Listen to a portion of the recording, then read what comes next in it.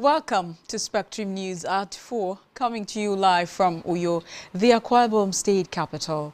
My name is Ofonono Joseph. Let's take a look at the top stories. President Tinubu assures Nigerians his administration will overcome terrorism in Banditry.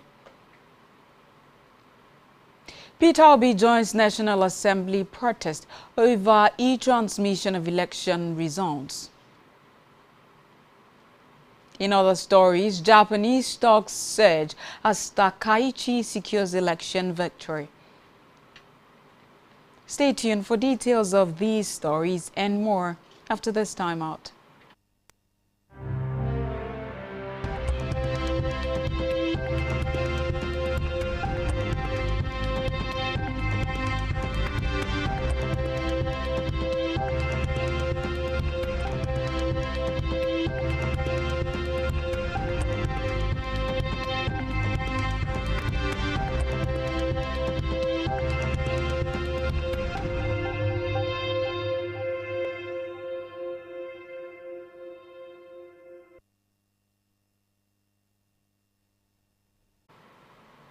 Good afternoon. We appreciate you for joining us on the news at this hour. Our first report this hour is that President Bola Tinubu has assured Nigerians that his administration will conquer the threats posed by terrorists and bandits in the country. He made the assurance during his opening remarks at the ongoing National Executive Council Conference on Inclusive Growth and Sustainable National Development. Tinubu commended several governors, notably those of Borno, Katsina, and Kaduna, for their role in protecting the country's freedom and security. Speaking on his government's efforts to transform the economy, President Tinubu said his administration is working to strengthen macroeconomic stability. He further disclosed plans to improve the welfare of citizens through enhanced social investment programs. Away from that, Senate Deputy Majority Leader Senator Lola Ashiru has charged governments at all levels to strengthen border security by promoting shared prosperity among border communities to tame the rising security challenges. Ashiru, a senator representing Kwara South Senatorial District, made the call when members of the Correspondence Chapel of the Nigeria Union of Journalists (NUJ) Kwara State Council paid him a courtesy visit. He stressed that effective management of border communities would significantly reduce criminal activities. The legislator noted that properly secured and economically empowered border areas would serve as a strong deterrent to crime. According to him, states sharing boundaries must adopt a coordinated approach by investing in the welfare and development of their border communities. From the Green Chambers now, the House of Representatives has reaffirmed its commitment to strengthening institutions responsible for combating financial crimes in Nigeria, aiming to achieve results that enhance the country's global standing. Chairman of the House Committee on Financial Crime, Ginger Omusibe, made the statement during a budget defense session with the Economic and Financial Crimes Commission (EFCC) and the Nigeria Financial Intelligence Unit (NFIU). Owusibe highlighted that the 2026 budget priorities infrastructure and food security, with key objectives including macroeconomic stability, improved business environment, job creation, and human capital development. He emphasized that effective implementation depends on timely budget execution, increased oil production, and growth in non-oil revenues. In a separate development, the 2023 presidential candidate of the Labour Party, Peter Obi, has joined the National Assembly protest in Abuja. Reporters reported that the protest follows the Senate's passage of the Electoral Act 2022 Repeal and Reenactment Amendment Bill 2026, through the third reading, in which the lawmakers removed the phrase real-time transmission of election results. Although the Senate has issued several clarifications regarding reports that it rejected electronic transmission of results, the protesters insist that lawmakers must explicitly include real-time electronic transmission in the proposed legislation. Obi, who is now a member of the African Democratic Congress ADC, said the Senate must prevent the kind of glitches that the Independent National Electoral Commission (INEC) reported in 2023 and make real-time electronic transmission of results mandatory. Simple transmission. It's not a difficult thing. Allow the elections to go through the normal process. Whoever wins will accept. So why are you bringing all sorts of confusion? I want to ask you a question. Last week they protested, and last night the Senate issued a statement saying that they are going to have an emergency plenary sitting tomorrow. Doesn't that make a difference? That's what we are trying to make sure they make that difference. So are you coming here tomorrow to protest as well? No. When they sit tomorrow, after they are sitting tomorrow. But the political parties are lagging behind. It's as if it's the Nigerian situation that is working. They are working towards this action. We are working. We are doing that. That's what it is. Shifting now to education matters. The Joint Admissions and Matriculation Board (JAM) has reminded prospective candidates that registration for the 2026 Unified Tertiary Matriculation Examination (UTME) will close on February 26, 2026. The board advised candidates intending to sit for the examination to complete their registration immediately, stating that the deadline would not be extended under any circumstance. The board in its website expressed concerns over the low turnout of candidates at several accredited registration centers at this stage of the exercise. It said that the recurring trend of delaying registration until the last minute and then agitating for extension would not be tolerated in 2026. The board therefore emphasized that it would not be responsible for candidates who fail to act within the stipulated time. We move to Africa, where the government of Ghana has recalled its High Commissioner to Nigeria, Mohamed Ahmed, following allegations linking him to electoral malpractice during a party primary election in Ghana. The recall was ordered by President John Mahama and announced in a presidential statement. According to the statement, the directive took immediate effect, with the Ministry of Foreign Affairs instructed to carry out the necessary diplomatic and administrative processes. The decision was connected to allegations of voter inducement and vote buying during the National Democratic Congress parliamentary primary in the Ayawaso East constituency. Still in Africa, South Africa has announced the withdrawal of its troops from a United Nations mission in the Democratic Republic of Congo, DRC. President Cyril Ramaphosa's office said that he had informed the UN Security General Antonio Guterres of the decision. South Africa has supported the United Nations Organization Stabilization Mission in the DRC for 27 years and has more than 700 soldiers deployed there. The presidency said Pretoria will work jointly with the UN to finalize the timelines and other modalities of the withdrawal, which will be completed before the end of this year. It said the decision to leave MONUSCO was influenced by the need to consolidate and realign the resources of the National Defense Force. On the foreign scene, Japanese stocks have surged to a record high today as Prime Minister Sene Takaichi's Liberal Democratic Party (LDP) basked in a historic election victory. The LDP secured 316 out of 465 seats in yesterday's election, the first time a single party has won a two-thirds lower house majority since Japan's parliament was established in its current form in 1947.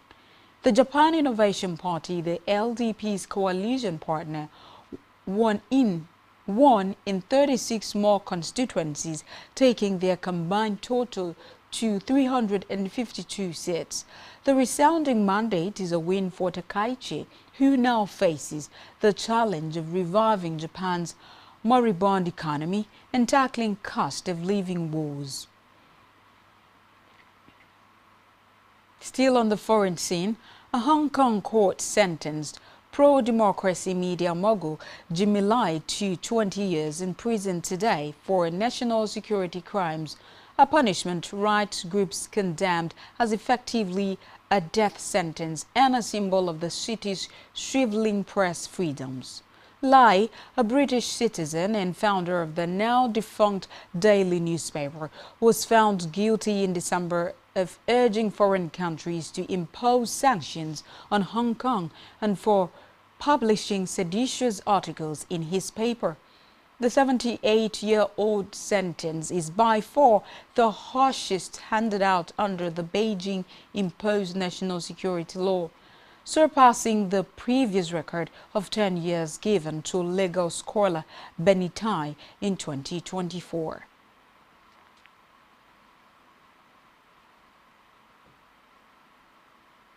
Still to come in the news, Falconets to deport for Dakar Tuesday ahead of Senegal clash. Stay tuned for details of these stories and more when we return from the short break.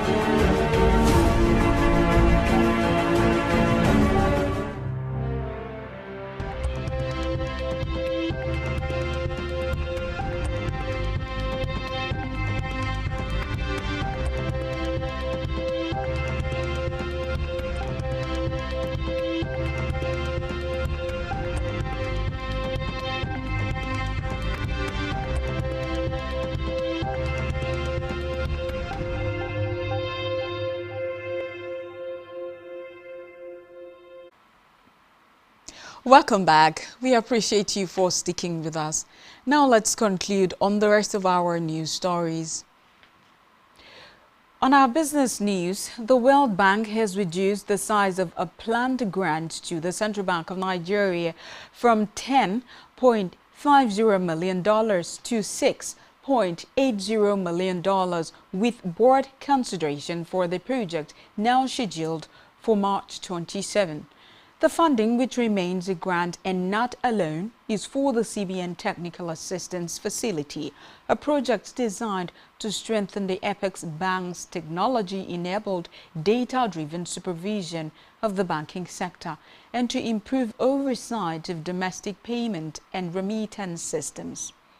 Updated information from the World Bank website indicates that the project has reached the decision-making stage, the final internal stage before approval by the World Bank Group's board. This marks a clear advancement from its earlier concept review stage. Approval date is now listed as March 27, 2026, a shift from the earlier June 12, 2025 timeline associated with the initial $10.50 million grant proposal.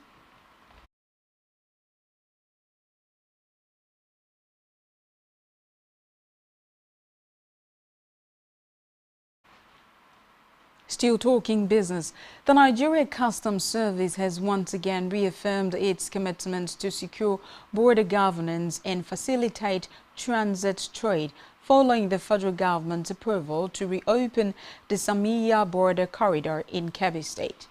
According to a statement by the National Public Relations Officer of the NCS, Abdullahi Maiwada, the decision was made known during a high-level stakeholders engagement held on Saturday at the Government House, Kebbi State. The statement explained that the engagement brought together security agencies, traditional leaders, economic operators, and international customs representatives. The engagement also provided a strategic platform to examine practical measures to strengthen Nigeria's northwest border architecture while ensuring that legitimate trade flows seamlessly under strict compliance protocols. We move now to health. The Lagos State government has sealed Ladipo spare parts market along the Muritala Muhammad International Airport Road, Apapa Oshodi Expressway over alleged repeated environmental infractions. Commissioner for the Environment and Water Resources, Tokumbo Wahab, announced the development in a post shared on X. The popular spare parts hub in Mushin was shot as part of the state's ongoing enforcement drive to ensure compliance with environmental laws and discourage street trading and improper waste disposal. The market has previously faced sanctions over similar issues. While still talking health, the Oyo State Police Command has intercepted 101 wraps of Canadian loud, 9 bags of Indian hemp and other illicit drugs. This was disclosed in a statement by the police public relations officer, DSP Ayanlade Olayinka in Ibadan. Olayinka said the drugs were stockpiled in an apartment on Abanise Street, Academy area, Olomi, Ibadan. He explained that the seizure was made possible through credible intelligence provided by one of the command's strategic and progressive partners. According to him, information received indicated that the apartment was being used to store a large consignment of suspected illicit drugs by one Oluwadamilare, who is currently at large. In the world of sports, the Falconets of Nigeria will head to Dakar on Tuesday for their clash with the Lionesses of Senegal. Senegal will host Nigeria in the second leg of the 2026 FIFA World Cup third qualifying round tie in Dakar on Saturday. Recall that Nigeria won the first leg 1-0 courtesy of Ifeanyi's 51st minute header. The aggregate winner will face either Guinea-Bissau or Malawi in the final qualifying round. Still in sports, Nigeria striker Terrorism will look to make his debut for FC Porto in tonight's league clash with Sporting Lisbon. Murphy linked up with Porto from French club OGC Nice on loan last month. The 26-year-old is expected to feature for Porto against Sporting Lisbon.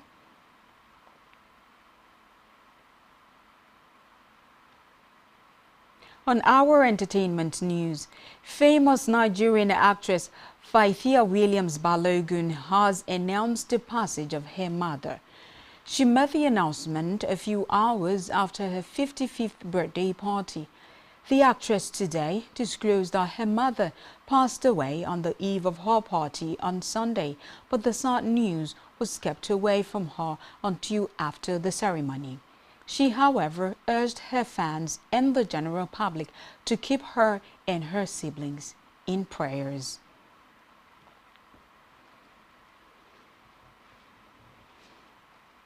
And that's all we have for you at this time.